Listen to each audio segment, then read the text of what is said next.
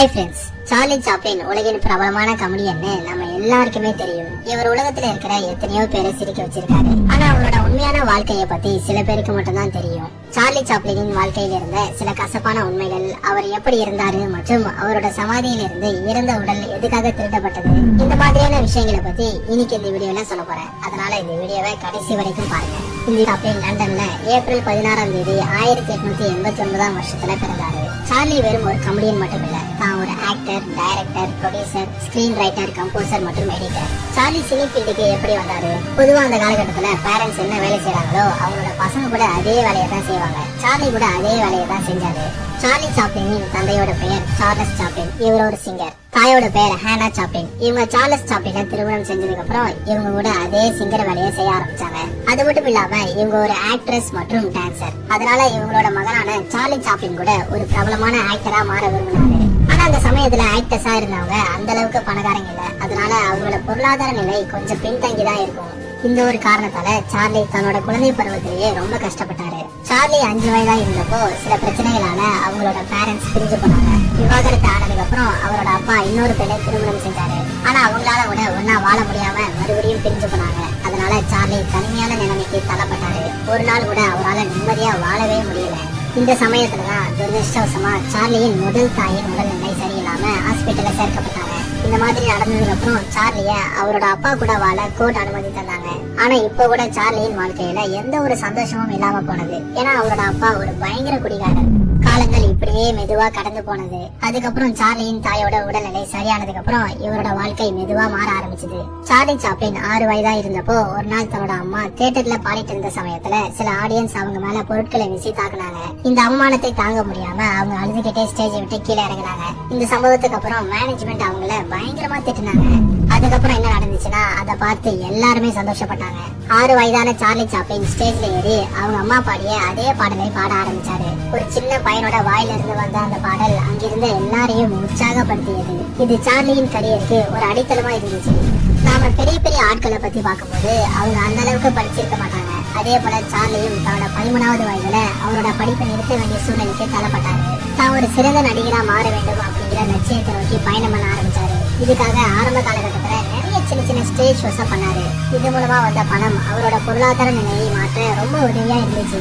காலப்போக்குல இது அவரோட மனசுக்கு பிடிச்ச வேலையா மாறியது. அதனால இன்னும் கொஞ்சம் பெரிய பெரிய ஸ்டேஜ் ஷோஸா பண்ண ஆரம்பிச்சாரு. அப்படி சார்லி சாப்ளின் ஒரு நாள் பண்ண ஸ்டேஜ் ஷோவை ஒரு பெரிய டைரக்டர் பார்த்து வியந்து போனாரு. ஷோ முடிஞ்சதுக்கு அப்புறம் சார்லியை மீட் பண்ண அந்த டைரக்டர் தனக்கு ஒரு நல்ல வாய்ப்பை தரப்போவதா சொன்னாரு. அதே போல சார்லி சாப்ளினை ஹாமில்டனுக்கு அறிமுகப்படுத்தினாரு. இது மூலமா சார்லிக்கு ஏஜ் 5 நாடகத்துல நடிக்க வாய்ப்பு கிடைச்சது. நாடகம் அப்படின்னா அதுல கண்டிப்பா ஸ்கிரிப்ட்ஸ் மற்றும் டயலாக்ஸ் இருக்கும். ஆனா சார்லிக்கு சரியா படிக்க தெரியாது. இது அவருக்கு ஒரு பெரிய பிரச்சனையா மாறியது. ஒரு ஆக்டரால தன்னோட டயலாக்ஸ படிக்க முடியாம போனா எப்படி அந்த டயலாக்ஸ பேச முடியும்? யாராவது அந்த குறிப்பிட்ட ஸ்கிரிப்ட படிக்கும் போது அதை கவனமா கேட்டு அதை அப்படியே எந்த ஒரு பிழை இல்லாம பேசுற திறமை சார்லி கிட்ட இருந்துச்சு. அதனால சார்லி நடிச்ச இந்த நாடகம் ஒரு பெரிய ஹிட் அடிச்சது. அதுக்கப்புறம் இந்த நாடகத்துல நிறைய பாகங்களை உருவாக்கி சார்லிய நடிக்க வச்சாங்க. அப்படி இந்த நாடகத்தின் எல்லா பாகங்களும் மக்களிடையே நல்ல வரவேற்பை பெற்றதால சார்லியின் பெயர் மெதுவா பரவ ஆரம்பிச்சது. காலப்போக்குல தான் ஒரு பெரிய நடிகரா வளர்ச்சி அடைந்தாரு. ஆனா இது எல்லாமே நடந்ததுக்கு அப்புறம் கூட தன்னோட வாழ்க்கையில சந்தோஷமே இல்ல. துக்கங்கள், கஷ்டங்கள் மற்றும் தனிமை மாதிரியான பிரச்சனைகளால சபிக்கப்பட்டாரு. என்னதான் இருந்தாலும் மக்களை சிரிக்க வைக்கிற அந்த கமெடியன் வேலையை தொடர்ச்சியா செஞ்சாரு. இவ்வளவு பிரச்சனைகள் வந்தாலும் எப்படி சார்லியால தன்னோட நடிப்பால மக்களை சந்தோஷப்படுத்த முடியுதுன்னு எல்லாருமே பயங்கர ஆச்சரியப்பட்டாங்க. குறிப்பா உலக போர் சமயத்துல கூட மக்களை சிரிக்க வச்சாரு. அந்த சமயத்துல எல்லாருக்குமே இது ரொம்ப அவசியமா இருந்துச்சு. ஏன்னா நிறைய பேர் அவங்களோட குடும்பத்தை இழந்து ரொம்ப கஷ்டப்பட்டாங்க. ஒரு உண்மையான ஆக்டர் தன்னோட படத்துல சமுதாயத்துல நடக்கிற பிரச்சனைகள் மற்றும் அரசியலை பத்தி கண்டிப்பா பேசுவான். அதே போல சார்லியும் நிறைய பிரச்சனைகளை அவரோட படங்கள் மூலமா மக்களிடையே கொண்டு போய் சேர்த்தாரு. ஒரு முறை சார்லி தன்னோட படத்துல சில அரசியல் கருத்துக்களை சொன்னாரு. அப்போத்துல இருந்து சார்லி ஒரு ரஷ்யன் ஏஜென்ட்னு நிறைய பேர் சொல்ல ஆரம்பிச்சாங்க. வெறும் மக்கள் மட்டும் இல்லாம அமெரிக்க அரசாங்கம் கூட இந்த குற்றச்சாட்டை முன் வச்சாங்க. 1952ல சார்லி நடிச்ச லைம் லைட் அப்படிங்கிற படம் வெளியானது. ஆனா அமெரிக்க அரசாங்கம் இதை பேன் பண்ணாங்க. இதுல ஒரு பக்கம் இருக்க சார்லி சாப்ளின் லிட்டா கிரே, பவுலட் கார்டட் மற்றும் மிட்ரிட் ஹாரிஸ் அப்படிங்கிற 3 அமெரிக்க பெண்களை திருமணம் செஞ்சாரு. இதுக்கப்புறம் சார்லி தன்னோட பொறுமையை இழந்ததுக்கு அப்புறம் லண்டனுக்கு திரும்ப போனாரு. இப்போ லண்டன்ல வாழ எவ்வளவு செலவாகுமோ அந்த காலகட்டத்துல கூட அதிகமா செலவாகும். இங்க வாழ போதுமான பணம் சார்லி கிட்ட இல்லாத காரணத்தால அவர் சுவிட்சர்லாந்துக்கு போனாரு. இந்தியாவின் முதல் பிரதமரான ஜவஹர்லால் நேரு மற்றும் இந்திரா காந்தி சார்லி சாப்ளினை இங்கதான் சந்திச்சாங்க. சார்லி எழுதிய தன்னோட பயோகிராபில மகாத்மா காந்தியின் கொள்கைகள் ரொம்ப பிடிக்கும்னு எழுதியிருந்தாரு. இந்த காரணத்தால சார்லி ஒரு முறை பிரிட்டிஷ் பிரதமரான வின்ஸ்டன் சர்ச்சில சந்திச்சப்போ தான் எப்படியாவது மகாத்மா காந்தியை சந்திக்கணும்னு கேட்டுக்கொண்டாரு. அதே போல சார்லி மகாத்மா காந்தியை கூட சந்திச்சாரு. சார்லியின் உயரம் மற்ற மனிதர்களோடு ஒப்பிட்டு பார்த்தா ரொம்ப குறைவாக தான் இருக்கும். அதாவது இவரோட உயரம் வெறும் 5.5 அடி. அது மட்டும் இல்லாம சார்லி ரொம்ப ஒல்லியா தான் இருப்பாரு. இருந்தாலும் தன்னோட திறமையால மக்களை சிரிக்க வச்சாரு. அவரோட சிறந்த நடிப்பால அவருக்கு நிறைய அவார்ட்ஸ் தந்தாங்க. 1940 வெளியான தி கிரேட் டிக்டேட்டர் படத்துல சார்லிக்கு பெஸ்ட் ஆக்டர் அவார்ட் தந்தாங்க. 1952 வெளியான லைம் லைட் படத்தின் இசைக்காக ஆஸ்கர் அவார்ட் கிடைச்சது. உலகளவுல புகழ் பெற்ற சார்லி சாப்ளின் எப்படி இருந்தார்னு உங்களுக்கு தெரியுமா?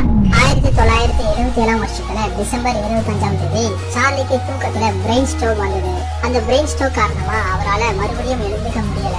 ஆனா இவரோட சாவுல கண்டுபிடிக்க முடியாத ஒரு மிகப்பெரிய மர்மம் இருக்குன்னு நிறைய பேர் நம்பினாங்க. சார்லியின் மரணத்துக்கு அப்புறம் அவரோட உடலை சுவிட்சர்லாந்துல இருக்கிற காசியஸ் சர்வே அப்படிங்கிற கல்லறையில் அடக்கம் பண்ணாங்க. ஆனா இது நடந்து வெறும் 2 நாட்களில் சார்லி சாப்ளினின் கல்லறையை தோண்டி அவரோட பிணத்தை திருடிட்டு போனாங்க. அவங்க அந்த பிணத்தை திருப்பி தர அவரோட குடும்பத்துக்கிட்ட ஒரு பெரிய தொகையை தர சொன்னாங்க. அதாவது சுமார் 6 லட்சம்னு சொல்லப்படுது. அதுக்கப்புறம் போலீஸ் அந்த திருடர்களை கண்டுபிடிச்சு சார்லியின் பிணத்தை அவங்க கிட்ட ஒப்படைச்சாங்க. இதுதான் உங்கள நிறைய பேருக்கு தெரியாத சார்லி சாப்ளினின் மர்மமான கதை. இத பத்தின உங்களோட கருத்துக்களை கமெண்ட்ல சொல்லுங்க.